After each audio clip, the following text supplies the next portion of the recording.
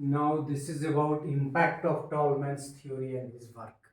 थोड़ा सा Tolman's theory combines the advantages of stimulus response theories and cognitive field theories.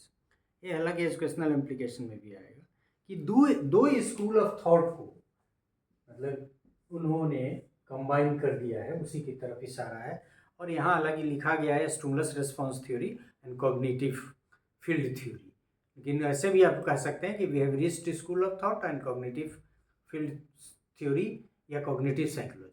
So Tolman's work significantly influenced the shift from strict behaviorism towards cognitive psychology।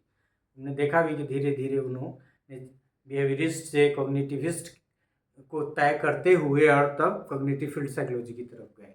It highlighted the importance of internal mental processes in learning, और इन लोगों के work के फलस्वरूप learning के process में internal mental capability का role बढ़ा। His latent learning challenged the dominant behavioristic view that learning is solely dependent on reinforcement, और बताया कि नहीं, there is difference between performance and learning, and reinforcement is not the essential factor of learning. It can enhance learning, but it is not causing learning.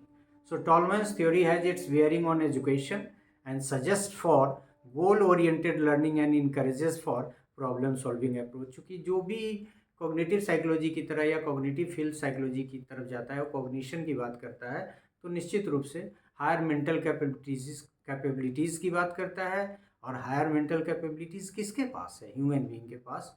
तो problem solving की तरफ इशारा करता है। No doubt, sorry,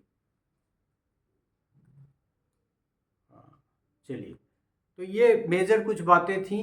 no doubt that Tolman was a very brilliant psychologist, but he had some limitations as well, which we shall discuss in other part as well। हालांकि हमने कुछ उनके वर्क का लिमिटेशन लिया है, कुछ और लिमिटेशंस हम लोग देखेंगे।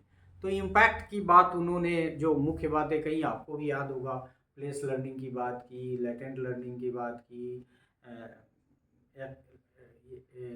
रिवार्ड एक्सपेक्टेंसी की बात की, रिइंफोर्समेंट और लेटेंट लर्निंग के बीच का डिफरेंस बताया, परफॉर्मेंस और लेटेंट लर्निंग के बीच का डिफरेंस बताया, लर्निंग के बीच के डिफरेंस बताया।